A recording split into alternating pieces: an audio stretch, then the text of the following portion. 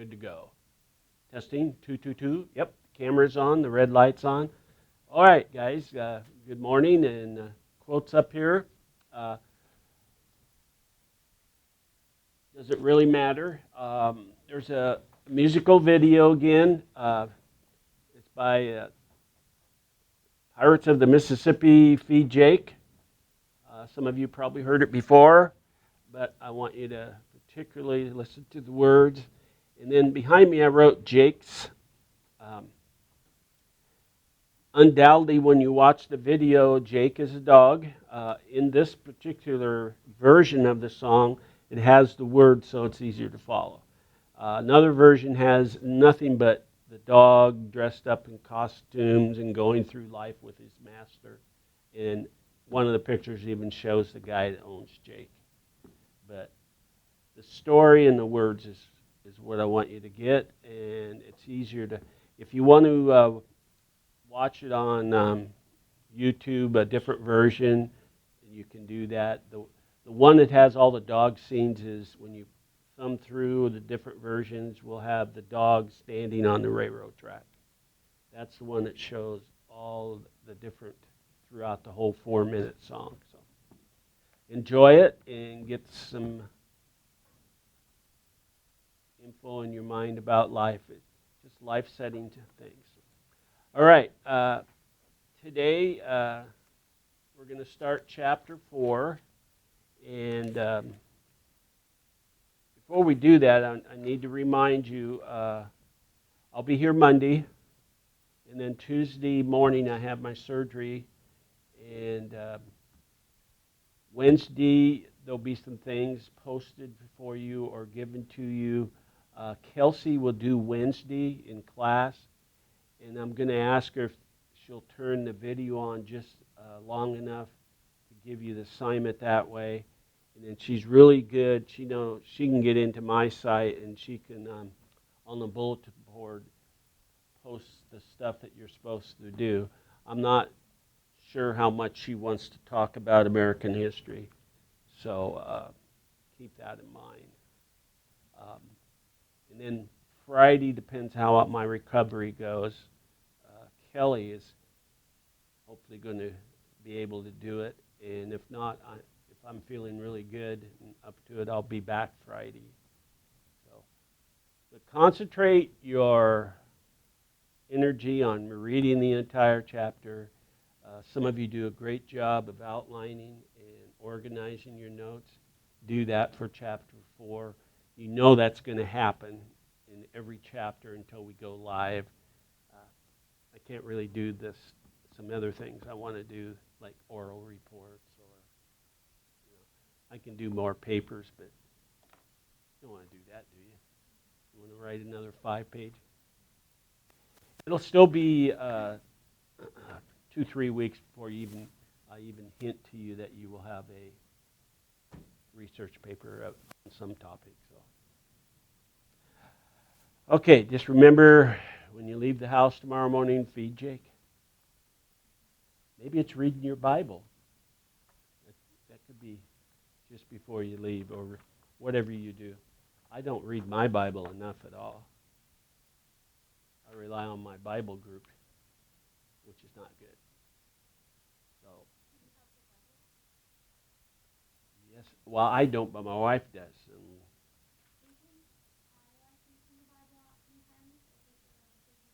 Yes? Oh. I may have one of you do that for me.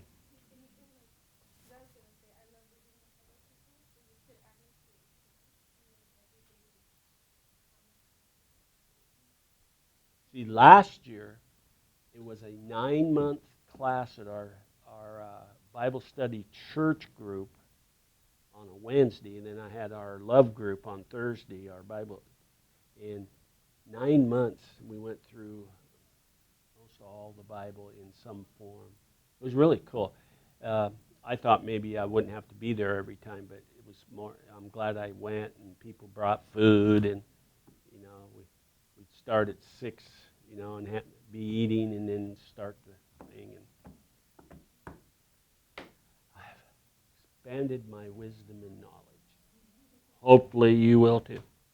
Okay, let's start chapter 4. There's just a few things I want to go through.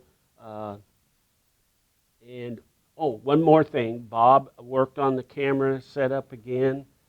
They found some other problems, and it's an ongoing process. As you guys all know out there that are watching only the video. So if anything goes wrong again, just keep reading and taking notes. And hopefully look for those posts on the bulletin board. All right, the first person on chapter 4, and they do some things that what this individual does that helps change the whole way new America is going to be formed. And you get a good hint in this chapter how things rapidly change and grow and etc. This is 18th century America, and William Byrd II, he was either good or bad about this. He decided to, is the story in your textbook, to help somebody settle a dispute between the colony boundaries. So he had to go in what they called in those days the backwoods. And it would be like this. Here in the Tri-Cities, we don't have the bridges, but we got some nice boats. And there's a boundary dispute over straight across from us, since we're sitting in this classroom, in Pasco. And so they took the boat over, to, well, in this case, it was land, and he went, back into the wilderness, as they called it. And how far is it from here, you think, across the Columbia River? Blue Bridge, if you, not counting the miles to get there. But it's probably only a couple miles, right? As a bird or crow flies. And he didn't go more than 5 miles. And that would put you probably over at the Pasco Airport. A straight shot. But you got to think of when this was, the 1700s, 18th century. What was out there, a lot of people didn't know. And when he goes out there, he keeps a journal every day of what he saw, and he runs in, as the story tells you in your textbooks, he runs into individuals, and there wasn't, big populations out there. There were wild animals, and there were Native Americans, and where he was in particular, it wasn't too bad on the Native Americans as it was further south or further north in this American history. But he kept a journal of what he saw, who he spoke to, what people were like, and he makes reference to people that could hardly speak English. It seemed like, this story tells you here, their speaking was like grunting, but that's not entirely true. But he found out these people came from Europe, and they didn't like living in the colony, so some of them went out on their own. Some of them might be in 2 or 3 people, but keep that in mind. Now, the reason I bring that up with him is when he gets back, he likes to, I don't know if he really sold his journal, but the journal was used as a guide for people in Europe. And of course, what he did with his stories, he falsified them. He basically lied. As the book tells you, he makes it paint the picture as a really nice place. And come on over, and there's land for you and the opportunity.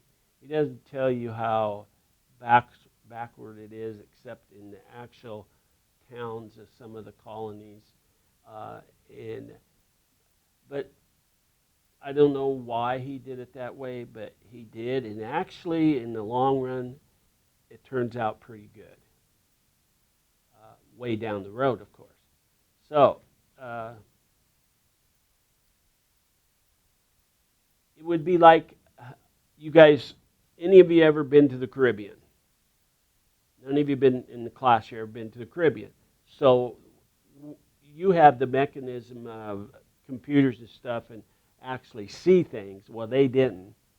So you got a pamphlet, a document in this case, somebody printed and was sent over to Europe and many copies made. And so Nancy and I, we each get a copy. Oh man, this place looks really good. I can get away from England. I can get away from the French, the German, the Dutch.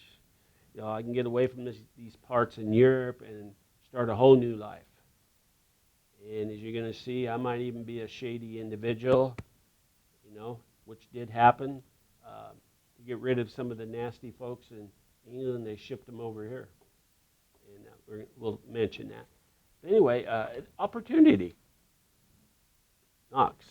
So with that in mind, you can imagine what it was like when you got here and you go, oh, this is a very small area of housing.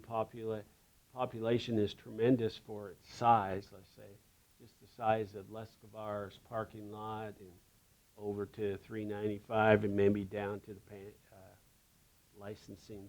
That was a settlement along the coast or along a river that was, okay. But man, if you just went half a mile on out, nothing there. But this this idea of his led to the transformation of New America in the 18th century.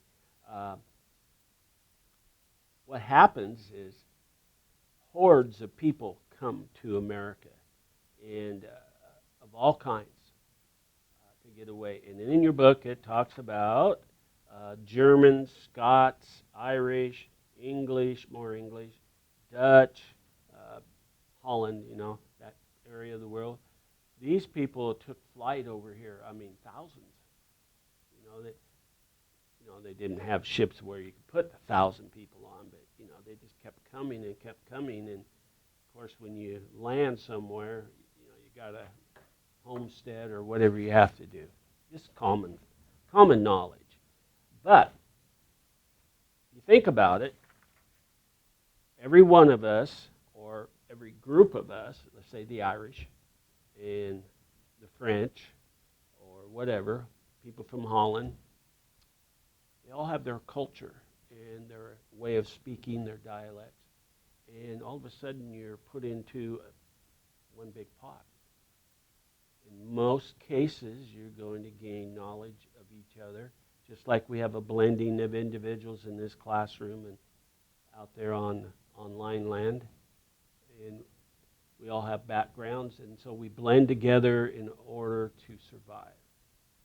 And then we grow from there.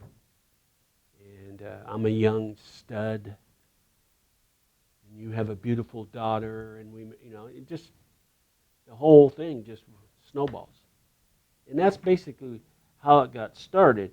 Now, I want you to realize, though, except for the indentured servants and the black slaves from Africa, it was white. Okay? Not Asian, not Hispanic, not much in black families. But that's why it's labeled the Anglo-American Empire. It gets a name. And people in Europe would attach that. Oh yeah, you're talking about the Anglo-American Empire. So blending of everything. The Irish famous for growing potatoes. The English famous for growing tobacco. The offerings of Native Americans at the time in their way of growing tobacco. They all blended together and mixed and intermarried. Yes, Liz. Liz has a question.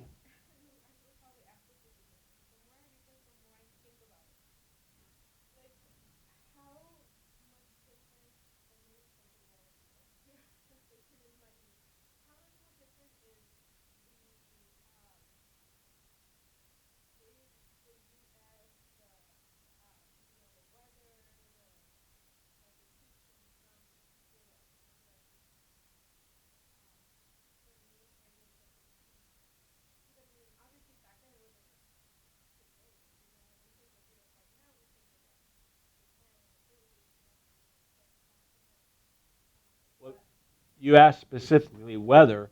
Think about the latitude. Okay,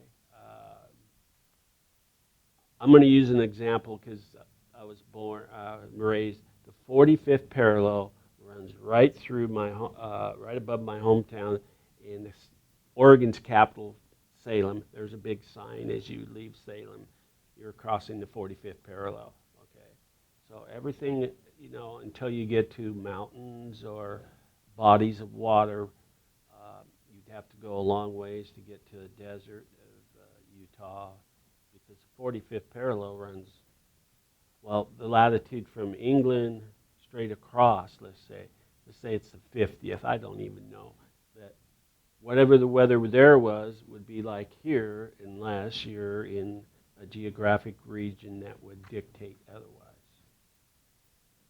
So, if you go north-south, that changes, because the Massachusetts Bay Colony and up there, they had, again, weather-wise, frigid weather, lots of snow.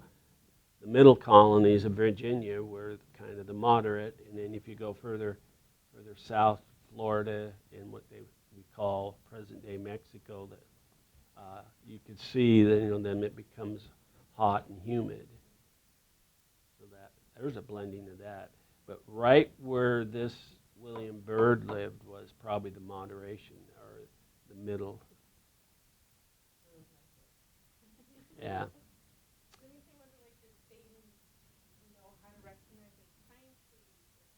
Oh, well, yeah, I have no clue. Like, wow, this is a cool looking tree. I wonder what it is. Yeah. Some of the temperate zone areas will have some of the same flowers and trees, but what is native to the area may not. A pine tree that we know as a pine tree here, it would not be the same. But there would be some. Hopefully that answered. Okay, I want to break in the 13 original colonies have been established now. And as I finished the Anglo-American empire, more African slaves come because they're needed for work. They also are looking for opportunities to get out of Africa. Remember the chart I showed you, or the map on chapter 3? Only 2% of the black slaves or indentured servants came to America at first. Well, this changes too. I mean, it grows, it more than triples in about a 50-year period. And as your text says, if you've read any of it yet, the way of life, but the population doubled about every 20, 25 years. And we're looking at about a 50 to 75 year period in this study of, if you had 10,000 people and it doubles, now you have 20, and then now you have 40, what are you going to do with all this? So you're going to expand, and you're going to move, and you're going to go west, young woman, and go west, young man, since you're on the East Coast. You're going to go north or south, whatever. But the point is that you realize things changed rapidly. It doesn't seem like 50 years, it seems like a long time. It's almost a lifetime. You guys are 20 now, let's say, all of you are 20. In 50 years, you'll be 70. Holy moly, Shockville, huh? But things change. They're coming out with a new phone again. 12 or something. But anyway, and every time you have massive movements, migration movements, and you have more people coming from different countries, the culture, the way of life, what you bring is the blending of this, what you call the empire, starts to change. Even though you have a Dutch background, or you have a monarch English background, you still bring some of the hates and the goodness of all that with you. And now you're going to have a melting pot of individuals and philosophies of even countries blending. And This is where the movement starts that leads to more revolt and eventually revolution. That we don't want to be like our home country anymore. And a generation goes by. What's considered a generation in your eyes?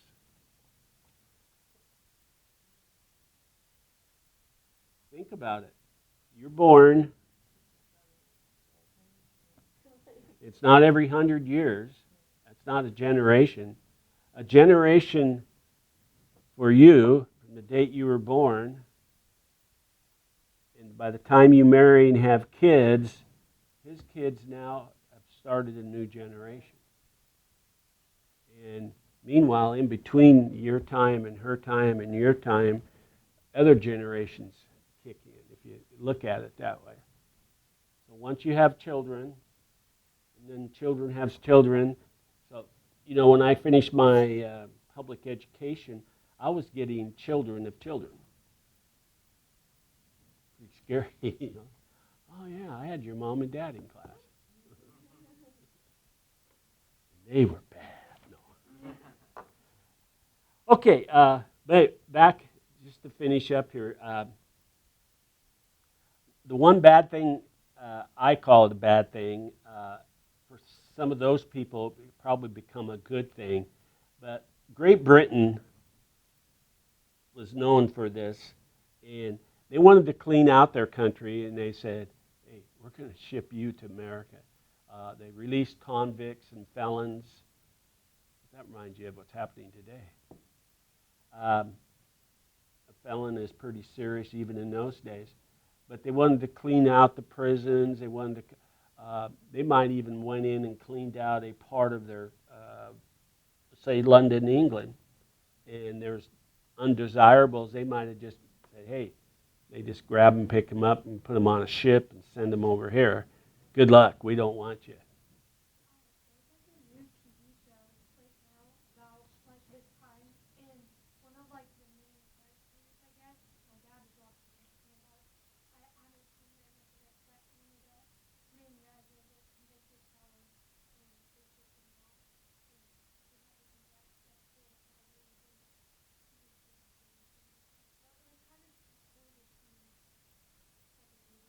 Yeah. Well, that's actually what happens here. They become white, whatever race they were, indentured servants, just so they're out of that neck of the woods of the old European world, and they either adapted and adopted to New America, or they probably perished. A lot of them perished, like a lot of other folks, because of the diseases, malaria, and not knowing what to do, and all that kind of thing. But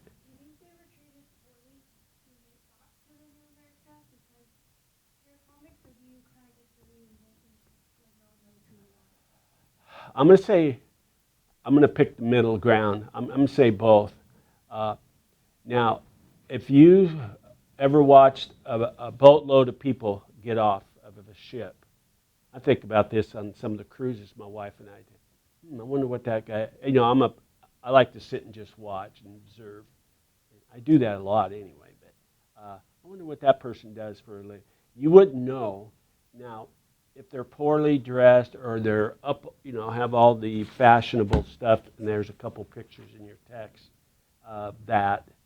Then you can kind of guess, well, they must be a little upper, the way they spoke. But if without them speaking or not dressed too poorly, I don't think anybody was overly dressed except for a few that you wouldn't know. And if they followed the pattern of society, they'd probably blend in. But I'm sure a lot of them didn't. And, how judgmental we all are anyway. So, but it was an opportunity for a lot of people to start over, and it helped some. And I'm sure others just could care less. It was an opportunity to take advantage of some people's here. One thing I want to show you before we stop and start the next section, we're going to. And I want you to, as you read and take notes, note this in chapter 4, because what we're going to do next on Monday is we're going to talk about the Native Americans and the Spanish borderland people. And on page 45 in your textbook, there's a nice little map of the Spanish borderlines. Notice what's considered Spanish at the time.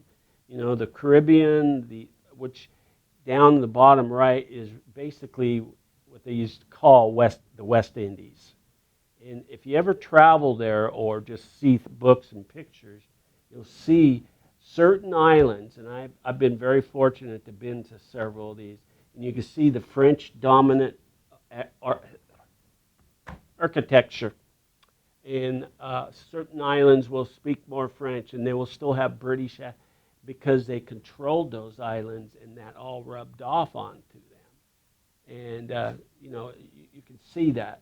Well, when you look at this, you can see the influence of what we would now consider Mexico down below Texas, and they got those states dotted in there. But you can see the influence. And then, almost like a wall during American history, how dare those people come any further up north and filter into our area, and then people to the north filtered down. There was a clash right there. In American history, there are some wars. Big example, Spanish-American War, the French-Indian War. All were labeled. So take a good look at that, and then on Monday we'll start talking about Native Americans in this Spanish in the section in your textbook, and then I'll have stuff planned out for Wednesday and Friday.